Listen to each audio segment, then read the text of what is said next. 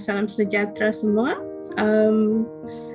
Saya ingin mengucapkan terima kasih kepada Encik Satish dan juga Puan Rika kerana memberi peluang kepada saya untuk mengikuti kursus ekspor, dan saya telah belajar beberapa ilmu dan juga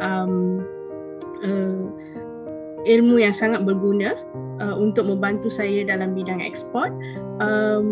Mereka berdua adalah pengajar yang sangat berdedikasi dan juga berpengalaman dalam bidang ekspor yang dapat membantu kita dari segi cara-cara untuk mengekspor barangan, dan juga banyak peluang yang diberikan untuk kita menjalankan aktiviti ekspor ini dengan berjaya.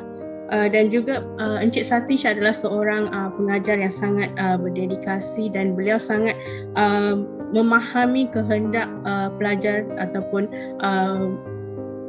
golongan yang ingin mengikuti kursus ekspor ini.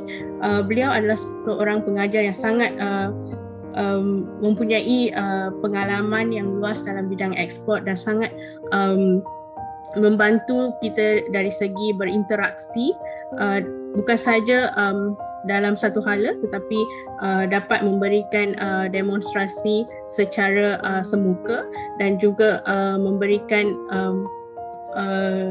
banyak cadangan dan juga pengalaman untuk kita berjaya dalam bidang ini.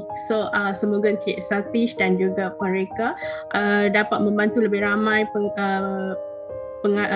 golongan yang ingin mengikuti bidang ekspor ini.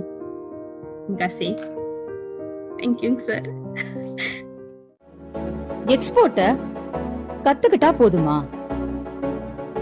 அத பத்தின புரிதல் வேண்டாமா? புரிதல் மட்டும்தான் வியாபாரத்துல உங்களை நிலைக்க வைக்கும்.